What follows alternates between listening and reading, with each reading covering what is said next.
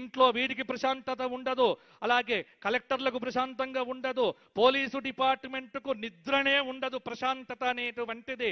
కల్తీ రంగాన్ని చూసేటువంటి వారికైతే అసలు వారు ఇంకా గట్టి ప్రయత్నం చెయ్యాలి.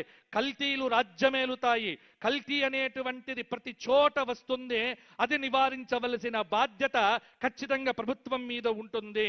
ఇక ఈసారి ఎండలు 50 డిగ్రీలు అనేటువంటిది కామన్ థింగ్ గా మారిపోతుంది. కాబట్టి విద్యుత్తు వినియోగం అనేటువంటిది రాష్ట్రానికి కొంత బాగా అవసరమయ్యేటువంటి నెలలో ఇప్పుడు రాబోయేటువంటి రోజులు కూడా.